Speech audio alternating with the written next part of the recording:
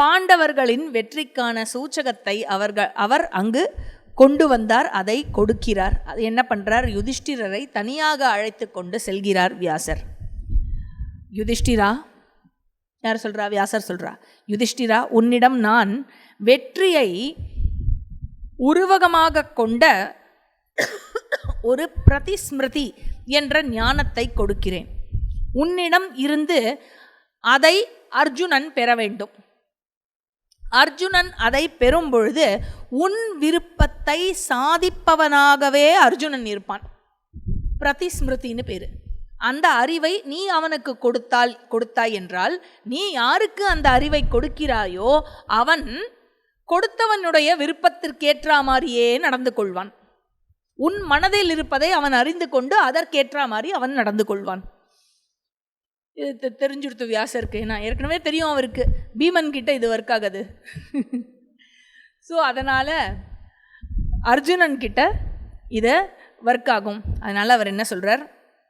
மகேஸ்வரன், இந்திரன், வருணன், குபேரன், யமன் ஆகியோரிடமிருந்து அர்ஜுனன் ஆயுதங்களை பெறட்டும். இவர்கள் அனைவரிடமிருந்தும் தவத்தினாலும் அவனுடைய வீரத்தினாலும் தேவர்களை காணும் தகுதியை அவன் பெற்றவனாவான்.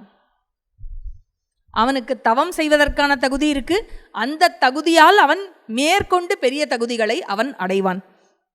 மகனே யுதிஷ்டிரா, இந்த கானகத்தை விட்டு வசிப்பதற்கு நீ வேறு கானகத்திற்கு செல். ஒரே இடத்தில் வசிப்பது என்பது அருமையாகவே இருந்தாலும், அருமையாக இருப்பது என்பது அரிது. அருமையாகவே இருந்தாலும் அது நன்மை கிடையாது. அது மட்டுமல்ல,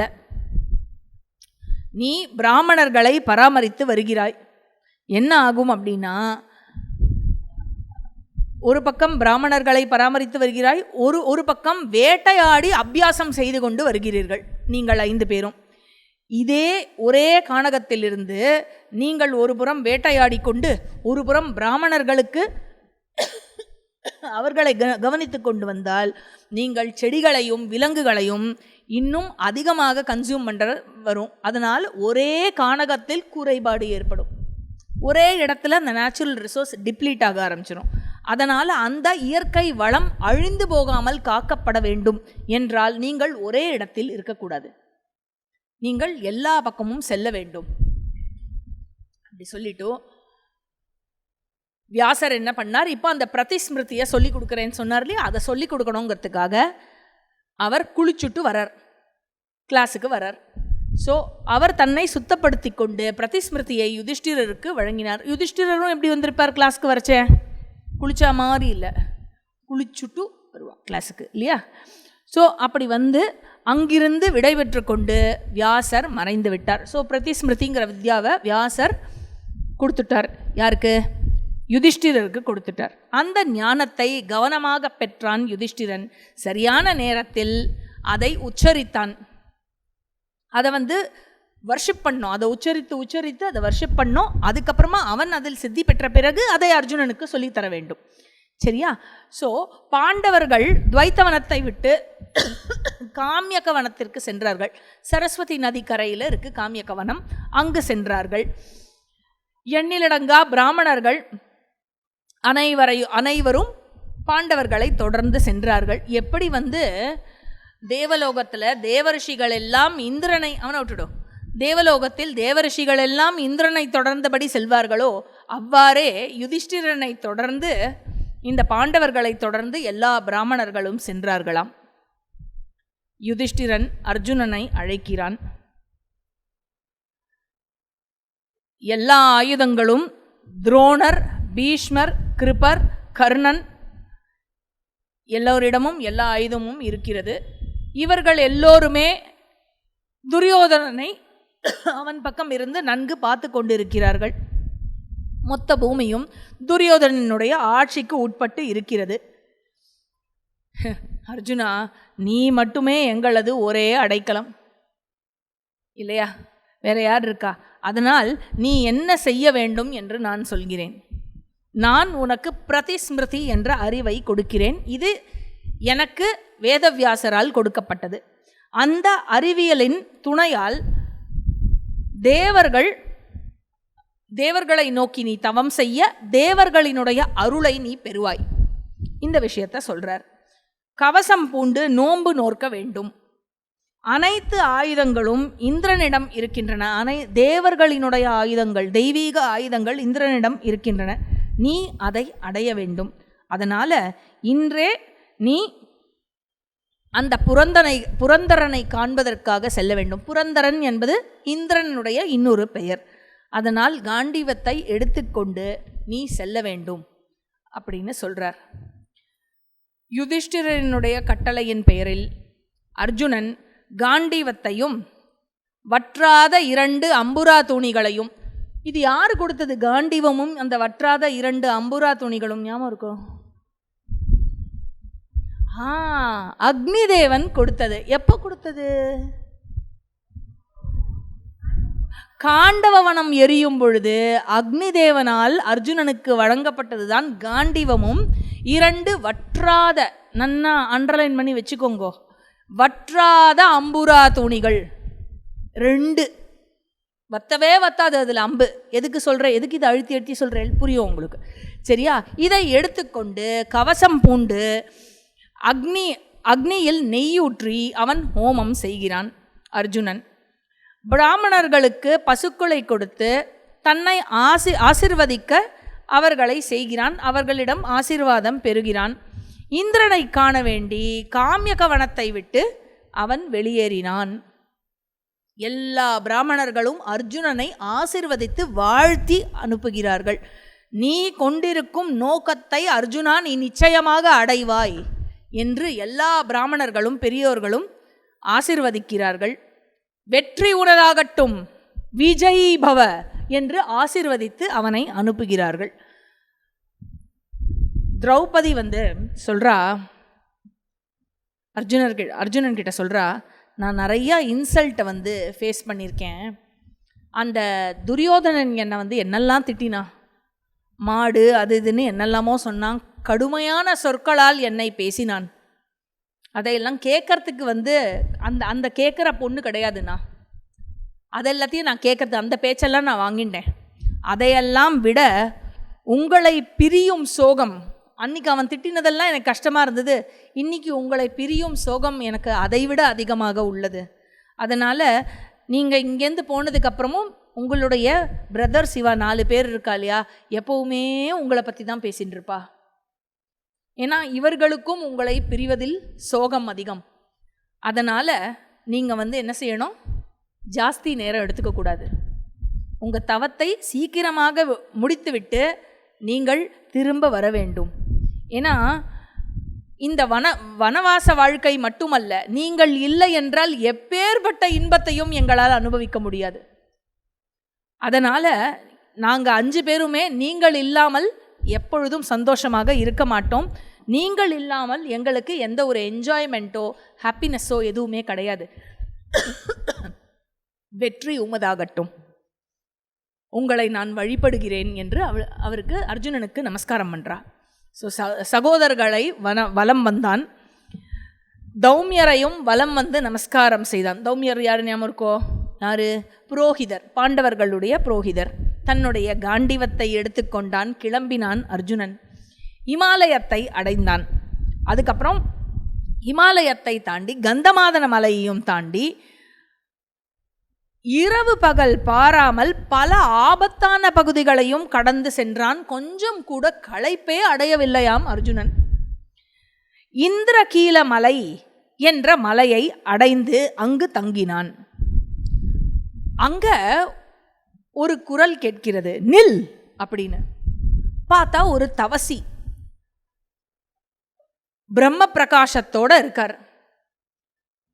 அவர் ஒரு ஒரு ஒரு கோல்டன் எல்லோ கலர் ஷைனில் இருக்கு அவருடைய உடம்பு. ஜடாமுடி தரித்திருக்கிறார். மெலிதான உடல் உருவம் கொண்டவராக இருக்கிறார். அர்ஜுனனை பார்த்து கேட்கிறார், நீ யார் குழந்தாய்? நீ இங்கு வந்ததாலேயே புனித நிலையை அடைந்து விட்டாய். ஏன்னா இந்த இடத்துக்கு சாதாரணமாக யாருமே வர முடியாது. நீ வந்துட்டிய, இவ்வளோ சிரமங்களை தாண்டி இத்தனை மலைகளை தாண்டி இந்திரகீல பருவத்துக்கு வந்திருக்கே அப்படின்னு சொன்னாக்க நீ சாதாரணமானவனாக இருக்க முடியாது, அதனாலேயே நீ புனிதத்தன்மையை அடைந்து விட்டாய். ஆனால் இவ்வளவு பேசினாலும் இங்கு இதுக்கு மேலே போகாதேன்னு சொன்னாலும் அர்ஜுனனினுடைய உறுதியை அவரால் அசைக்க முடியவில்லை.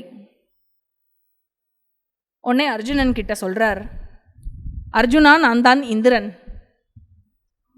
உன்னுடைய உறுதியை கண்டு நான் மகிழ்ந்து விட்டேன், நீ வேண்டிய வரத்தை கேள் அப்படின்னு கேட்குறார்.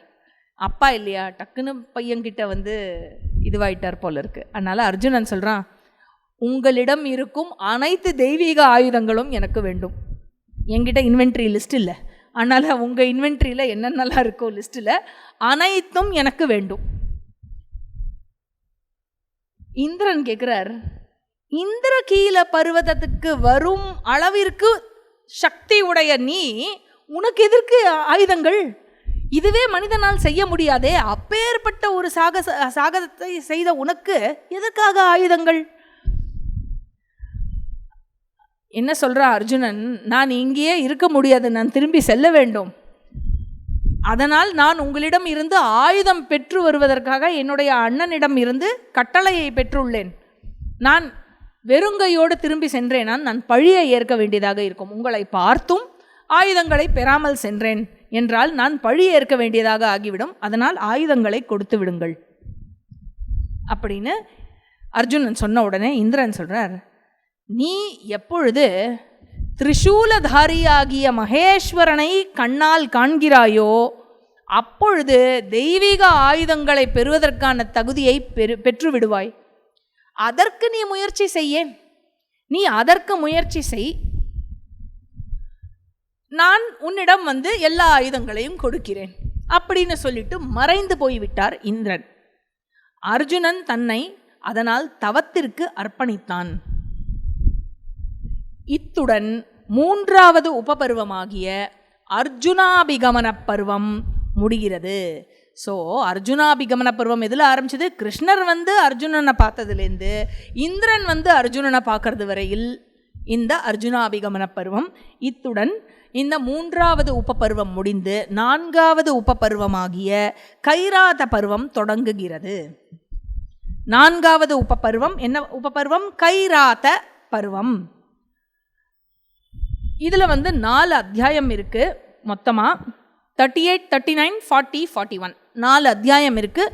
மொத்தம் 196 ஸ்லோகங்கள் கொண்டது. ஜனமேஜயன் கேட்குறான், ஹே பகவான், களங்கமற்ற சாதனைகளை கொண்ட அர்ஜுனன் ஆயுதங்களை அடைந்த வரலாற்றை நான் விவரமாக கேட்க விரும்புகிறேன். எங்கேயான்னு இவர் கிடுகிடுன்னு சொல்லிட்டு போயிட போகிறாரோ அப்படின்னு ஜனமேஜயனுக்கு ஒரு பயம்.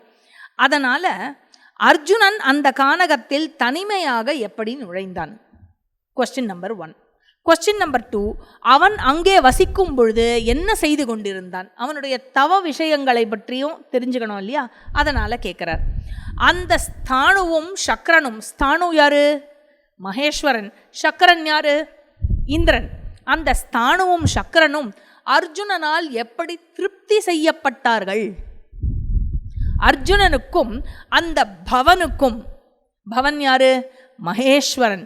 அவர்கள் இருவருக்கும் இடையில் நடைபெற்ற பெரும் இயல்புமிக்க இணையற்ற அந்த போரை குறித்தும் நீங்கள் எனக்கு சொல்ல வேண்டும். எந்த கதையை கேட்டு பாண்டவர்களினுடைய இதயம் கூட தங்கள் தாழ்மையை உணர்ந்து ஆச்சரியம் மற்றும் மகிழ்ச்சியால் நடுநடுக்கமுற்றதோ அந்த கதையை எனக்கு சொல்லுங்கள். அதை கேட்கும் பொழுது என்னுடைய உடலெல்லாம் சிலிர்த்து எழுந்து அது ஏற்பட்டும் அந்த அந்த அந்த அந்த மயிர்கூச்சம் ஏற்பட்டு விரைந்து கொள்ளும் அந்த விஷயமானது எனக்கு தெரியும். அதை நான் திரும்ப திரும்ப கேட்கணும்னு ஆசைப்படுறேன். அதை நீங்கள் எனக்கு சொல்ல வேண்டும். அர்ஜுனனின் வரலாற்றை கேட்கும் பொழுது மிகச்சிறிய அளவு கூட நிந்திக்கப்படாத செயல்கள், நிந்திக்கப்படும்படியான செயல்கள் எனக்கு தெரியவில்லை. அப்படி எந்த ஒரு களங்கமும் இல்லாத க்ஷத்ரியன் அவன். ஆகையால் அந்த வீரனினுடைய வரலாற்றை முழுமையாக எனக்கு நீங்கள் சொல்லவும். இப்படி கேட்ட உடனே வைஷம்பாயனர், ஜனமேஜயா, அற்புதமானதும் நிகரற்றதுமான அர்ஜுனன் சம்பந்தமான அந்த கதையை நான் உனக்கு விவரிக்கிறேன், கேள்.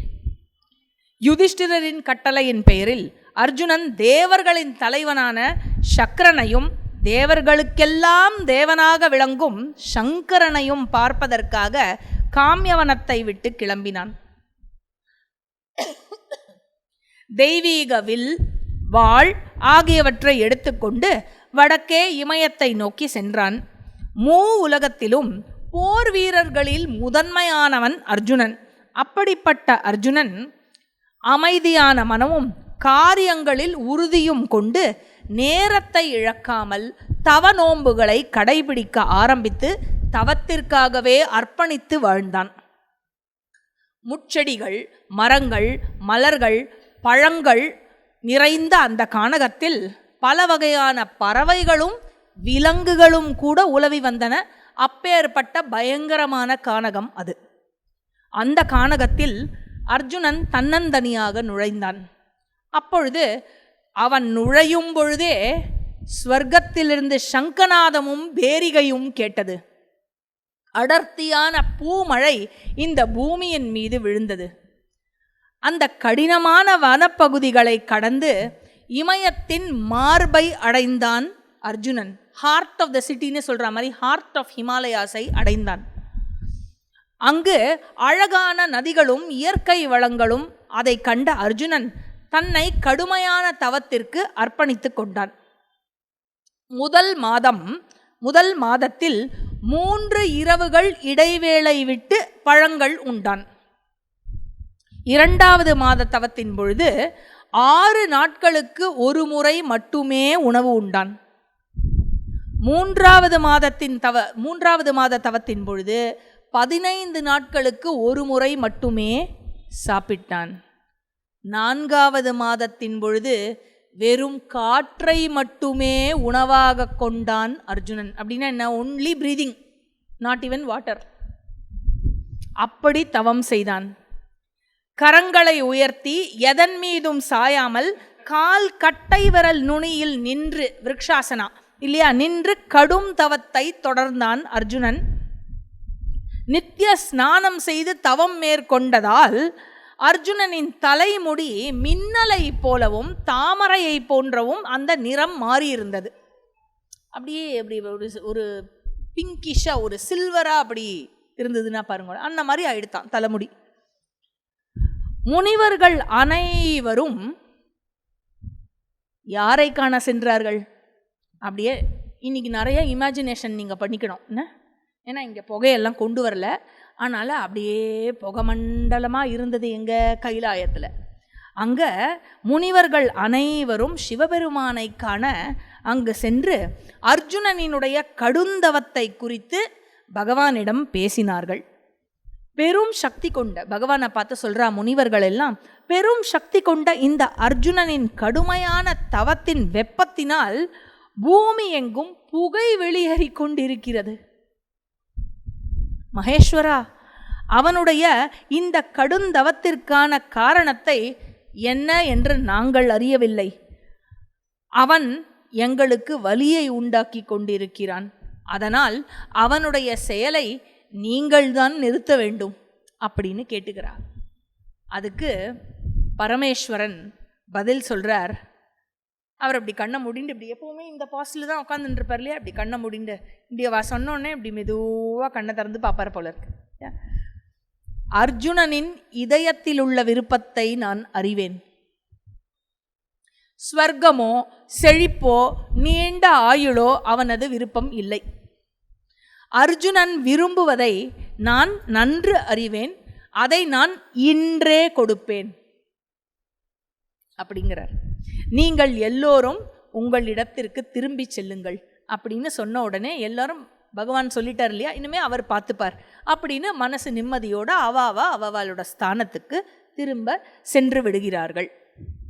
பினாக்கத்தை ஏந்தியவனாகவும் பாவங்களை அழிப்பவனுமாகிய அந்த ஹரன் மேருவை போன்ற உறுதியும் தங்க மரத்தை போல ஒளி வீசும் ஒரு வேடுவனினுடைய உருவத்தை எடுத்தான். ஒரு வேடுவனாக வேஷம் தரித்தார் மகேஸ்வரன். கைகளில் அழகான ஒரு வில்லை எடுத்துக்கொண்டார். கடும் விஷம் கொண்ட பாம்புகளைப் போல இருக்கும் அம்புகளையும் அந்த கணைகளையும் எடுத்துக்கொண்டு அக்னி போன்ற சுடர்விடும் உருவத்தில், அந்த வேடுவன் உருவத்தில் இமயத்தின் மார்பு பகுதிக்கு கீழிறங்கி வந்தார் மகேஸ்வரன். வேடுவ பெண்ணுரு கொண்டிருந்த உமையவளுடன் கீழிறங்கி வந்தார். பல்வேறு உருவங்களுடனும் ஆடைகளுடனும் இருந்த பூதங்களுடனும் வேடுவ ஆடைகள் அணிந்திருந்த ஆயிரக்கணக்கான பெண்களுடனும் சேர்ந்து கூட்டமாக வந்தார். ஜனமேஜயா, இப்படி அந்த தேவாதி தேவன் வந்திறங்கியதும் அந்த பகுதியே அழகானது, பவித்திரமான அமைதியானது பரவியது. அந்த ஹிமாலயா காட்டுக்குள்ள நீரோடைகள் இருக்கும், நீரூற்றுகள் இருக்கும் இல்லையா, ஸ்ட்ரீம்ஸ் இருக்கும், அப்புறம் ரிவர்ஸ் இருக்கும், அப்புறம் பறவை எல்லாம் பறந்துட்டு இருக்கும்ல, அப்படியே பறவையோட ரெக்கை அடிக்கிறது, அப்புறம் பறவை இந்த கூவுற சத்தம், தண்ணி கொட்டுற சத்தம், இதெல்லாம் இருக்கு இல்லையா. நீரூற்றுக்கள், நீரோடைகள் மற்றும் பறவைகளின் ஒலிகள் சட்டென நின்றன. அப்படியே பகவான் வந்துட்டு இருக்கார். எல்லாம் ஸ்டில்லாயிடுது. பகவான் அங்கே வந்துட்டு இருக்கார். அந்த தேவாதி தேவன் களங்கமில்லாத அர்ஜுனனை அணுகிய போது அங்கு பன்றி வடிவில் இருந்த மூக்கன் என்ற தானவன் ஒருவன் அர்ஜுனனை கொல்ல முயற்சித்தான். தன்னை காப்பாற்றிக் கொள்வதற்காக காண்டீவத்தையும் கணைகளையும் எடுத்துக்கொண்டான் அர்ஜுனன். நானொளியை எழுப்பினான். அதால் அந்த இடத்தையே முழுவதுமாக நிரப்பினான் அர்ஜுனன். அர்ஜுனனோட காண்டீவத்தோட அந்த நானுடைய ஒளி இருக்குல்ல, அதை அப்படி ஸ்ட்ரிங்கு அப்படி பண்ணுறச்சே அதோட வைப்ரேஷன் அந்த இடத்தையே நிரப்பித்தான். அந்த பன்றியிடம் சொல்கிறான் அர்ஜுனன், நான் உனக்கு எந்த காயத்தையும் ஏற்படுத்தவில்லை, உனக்கு எதா பண்ணேன் நானா? செய்யவில்லை. ஆனால் நீ என்னை கொல்ல முயற்சிக்கிறாய். எனவே நான் நிச்சயமாக உன்னை யமன் உலகத்திற்கு அனுப்பி வைக்கப் போகிறேன். யமனுடைய வசிப்பிடத்திற்கு நான் உன்னை அனுப்பி வைக்க போகிறேன். அவன் பன்றியை கொல்ல எத்தனிக்கும் பொழுது வேடன் உருவில் இருந்த சங்கரனாகியவன் திடீர் என அவனை தடுத்தான், அர்ஜுனனை தடுத்தான். அர்ஜுனா, இந்த பன்றிக்கு நானே முதலில் குறி வைத்தேன் அப்படின்னு அந்த வேடுவன் நடுவில் பேசின உடனே இந்த வார்த்தைகளை மதிக்காத பல்குணன் அர்ஜுனன் அந்த பன்றியின் மீது தன்னுடைய கணைகளை ஏவினான். வேடனும் கணைகளை ஏவினான். இருவராலும் அடிக்கப்பட்ட கணைகள் ஒரே நேரத்தில் அந்த பன்றியின் உடலில் பாய்ந்தது. அந்த பன்றியின் உடலை தைத்தது. ராட்சசன் உயிர் துறந்தான். அர்ஜுனன் பிரகாசம் கொண்ட அந்த வேடனை தன் கண்முன் கண்டான். டிஃப்ரெண்டாக இருக்கார் பார்க்க. அர்ஜுனனுக்கும் ஒரு மாதிரி வியப்பாக இருக்கு அவரை பார்க்க. பெண்கள் சூழ அர்ஜுனன் சிவபெருமானை பார்த்து அந்த வேடனை பார்த்து கேட்குறான், பெண்கள் சூழ தனிமையில் இந்த கானகத்தில் சுற்றி தெரியும் நீ யார்? இந்த பயங்கரமான கானகத்தை கண்டு நீ அஞ்சவில்லையோ? உள்ளவா இந்த பயங்கரமான கானகத்தை கண்டு நீ அஞ்சவில்லையா? என்னை கொல்ல வந்த ராட்சசனை நான் முதலில் குறிவைத்தேன். நான் குறிவைத்ததை நீ ஏன் அடித்தாய்? நான் குறி வச்சேன்ல, நான் அடிக்கிறேன்ல, நடுவில் நீ எதுக்கு அடிச்ச? நீ செய்த இந்த செயல் வேட்டை தர்மத்தின்படி இல்லை, அதற்கு புறம்பானது. It is not respectful also. ஒரு வீரன் குறி வச்சுட்டு இருக்கும்போது நான் போய் தொடக்குன்னு போய் அடிக்கிறது இருக்குல்ல, அது தப்பு. அதனால் இதன் காரணமாக நீ என்னிடம் இருந்து உயிருடன் தப்ப முடியாது. வா, என்னோட சண்டைக்கு வா, உன்னை நான் அழிக்கப் போகிறேன். அந்த வேடன் புன்னகைத்தபடியே, வீரனே, நீ என்னை குறித்து கவலைப்படாதே. ஃபஸ்ட்டு கேட்டான் இல்லையா, தனியாக சுத்துறையே பயமா இல்லையா அப்படின்னு. என்னை குறித்து கவலைப்படாதே. கானகவாசிகளான எங்களுக்கு இந்த கானக நிலமே சரியான வசிப்பிடமாகும். உன்னை மதிக்கும் அதே வேளையில் உன்னை ஒரு கேள்வியும் கேட்கிறேன். இவ்வளவு சிரமங்களுக்கு இடையில் நீ ஏன் இந்த கானகத்தை உன்னுடைய வசிப்பிடமாக ஆக்கினாய்? ஏன் இந்த கானகத்தை தேர்ந்தெடுத்தாய் வசிப்பதற்கு? மிருகங்கள் நிறைந்த இந்த கானகமோ எங்களுக்கு வீடு. ஆனால் மென்மையாகவும் வசதியாகவும் வளங்களுடனும் வாழ்ந்தவன் நீ. ஏன் இந்த பகுதியில் தனியாக வசித்து கொண்டு இருக்கிறாய்? அர்ஜுனன் சொல்றான், காண்டீவத்தையும் அக்னி போன்ற இந்த கணைகளையும் நம்பியே நான் இந்த பெரும் கானகத்தில் வாழ்ந்து கொண்டிருக்கிறேன். மிருக உருவம் கொண்ட இந்த கொடூரமான ராட்சசன் என்னால் எப்படி கொல்லப்பட்டான் என்பதை கண்டாய் அல்லவா? உடனே வேடன் சொல்றான், இந்த ராட்சசன் எனது வில்லிலிருந்து அடிக்கப்பட்ட கணைகளால் தான் கொல்லப்பட்டான், என்னால் தான் யமனுலகக்கே அனுப்பப்பட்டான் அப்படின்னு சொன்ன உடனே அவன் என்னாலேயே தான் முதலில் குறிவைக்கப்பட்டான் அப்படின்னு வேடன் சொல்றான். அர்ஜுனன், நான் எப்படி கொன்னேன் பார்த்தியானா? ஆமாம்மா, நான் தானே அடித்தேன் அப்படிங்கிறார் சிவன் இல்லையா? எனது அடியாலேயே அவனது உயிரும் பிரிந்தது. உனது பலத்தில் கர்வம் கொண்டு உனது சொந்த தவறுக்காக மற்றவர்களை குறை சொல்லிக் கொண்டிருக்கிறாய் அர்ஜுனா. இழிந்தவனே அர்ஜுனா, உனது குறையின் காரணமாக நீ என்னிடம் இருந்து உயிருடன் தப்ப மாட்டாய். எனக்கா சேலஞ்ச் பண்ற? அங்கேயே நில். நான் உன் மீது வஜ்ரம் போன்ற கணைகளை அடிக்கிறேன். நீயும் உனது சக்தியில் சிறந்தது எதுவோ அதை என்னிடம் பயன்படுத்து. உனது கணைகளால் என்னை அடிக்க முயற்சி செய், பார்ப்போமே. வைஷம்பாயனர் சொல்றார், வேடனின் இவ்வார்த்தைகளை கேட்ட அர்ஜுனன் மிகவும் கோபம் கொண்டு கணைகளால் வேடனை தாக்கினான். இருப்பினும் அந்த வேடன் மகிழ்ச்சி நிறைந்த இதயத்துடன் அந்த கணைகள் அனைத்தையும் ஏற்றுக்கொண்டான். வேடன் சொல்றான், அர்ஜுனா, உள் உறுப்புகளை துளைக்கும் உனது சிறந்த ஆயுதங்களை அனுப்பி பார்க்கலாம். சும்மா என்னவோ ஊசி பட்டாசு மாதிரி என்னவோ அமிச்சுட்டு இருக்கியே, உள்ளே போய் நிஜமாவே இந்த ஹார்ட்டு, கிட்னி, இன்டெஸ்டைன் எல்லாம் குத்தி இது பண்ணும், டேமேஜ் பண்ணும்ல, அந்த மாதிரி ஏதாவது ஆயுதம் அனுப்பி பார்க்கலாம் அப்படிங்கிற. வைஷம்பாயனர் சொல்றார், அர்ஜுனன் தனது கணைகளை மழை போல் பொழிந்தான். இருவரும் ஒருவர் மீது ஒருவர் கடும் விஷம் கொண்ட பாம்புகளை போல் இருக்கும் கணைகளை மழையாக பொழிந்தனர். அர்ஜுனன் பொழிந்த கணைகள் அனைத்தையும் வேடுவன் மகிழ்ச்சியாக தாங்கிக் கொண்டான். காயமற்று அசையாத மலை போல் நின்றான் வேடுவன். தனது கணைகளின் மழையை அனைத்தும் பலனற்று போனதை கண்டான் அர்ஜுனன். மிகவும் வியந்து போய் ஒவ்வொரு இடத்திலும் அற்புதம் அற்புதம் என்று அவன் வியந்தான். அர்ஜுனன் தன்னையே கேட்டுக்கிறான், இவன் யார்? இவன் ஒருவேளை ருத்ரனா, அல்லது ஏதேனும் தேவனா, யக்ஷனா, அசுரனா? காண்டீவத்தில் இருந்து புறப்படும் ஆயிரக்கணக்கான கணைகளை, இந்த மழையை தாங்கவே முடியாதே. ஒன்னொன்னும் மிசைல், அந்த மாதிரி 1000 மிசைல் வந்து விழுறது. இவருக்கு ஒரு கீறல் கூட விழல. இவர் அப்படியே அசையாமல் இருக்கா, இவருக்கு ஒண்ணுமே ஆகல. இவர் யார் இவர் அப்படின்னு யோசிக்கிறான். யாராக இருந்தாலும் சரி, எனது கணைகள் மூலம் அவரை யமன் உலகத்திற்கு அனுப்ப போகிறேன் அப்படின்னு சொல்லிட்டு வைஷம்பாயனர் சொல்றார், அர்ஜுனன் சூரிய கதிர்களை போல ஒளி வீசும் 100கணக்கான கணைகளை கொண்டு அடித்தான்.